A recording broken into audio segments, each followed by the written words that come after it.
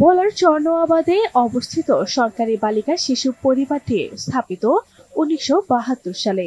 সেই থেকে পুরো জেলার এতিম বালিকাদের ঠাঁই হয়েছে এখানে। তবে বর্তমানে এর অবস্থা করুণ।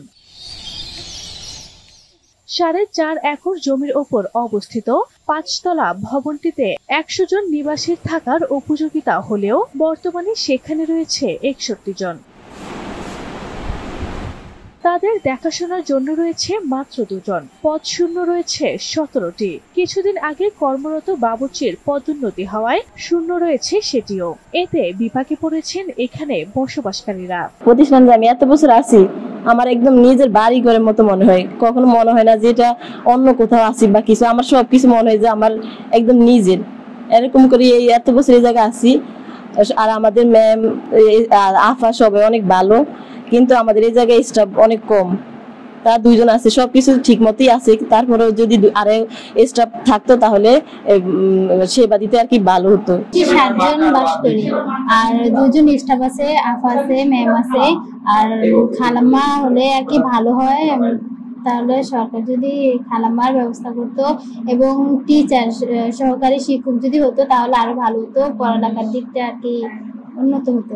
সরেজমিনে গিয়ে দেখা যায় মনোরম পরিবেশে বালিকা পরিবারটি থাকলেও লোকবলে ধুঁকছে এটি। বছরের পর বছর শূন্য রয়েছে উপ তত্ত্বাবধায়ক, অফিস সহকারী, কারিগরি প্রশিক্ষক, খালাম্মা, কম্পাউন্ডার, নার্স, চিকিৎসকের পদগুলো। এতে করে স্বাভাবিক কার্যক্রম অব্যাহত হচ্ছে প্রতিষ্ঠানটির।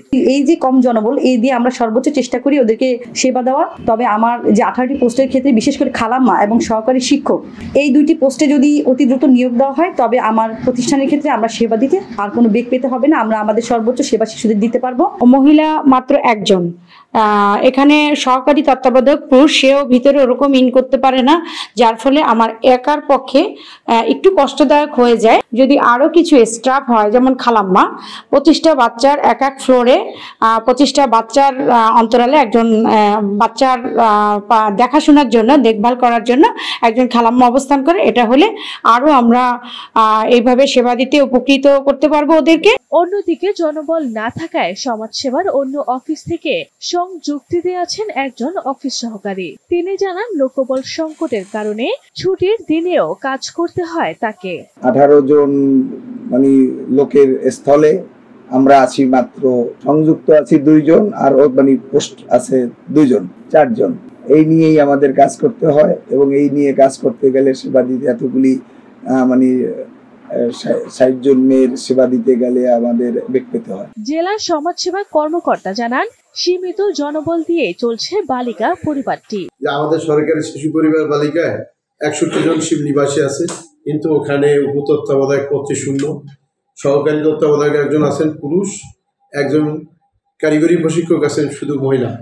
আর আমরা চর ফ্যাশন থেকে একজন উচ্চমান সহকারীকে ওখানে সংযুক্তিতে দিয়েছি এবং রাতে নিরাপত্তার জন্য সমাজসেবা কার্যালয় থেকে একজনকে ওখানে সংযুক্তি দিয়েছি। সম্প্রতি ওখানকার একজন বাবুর্চি, উনি প্রমোশন পেয়ে ইউনিয়ন সমাজকর্মী হয়ে গেছেন, যে কারণে আমাদের শিশু পরিবার জনবল সংকটে ভুগতেছে। বালিকা নিবাসের শূন্য পদে দ্রুত জনবল নিয়োগের মাধ্যমে সংকট দূর হবে, এমনটাই প্রত্যাশা সংশ্লিষ্টদের।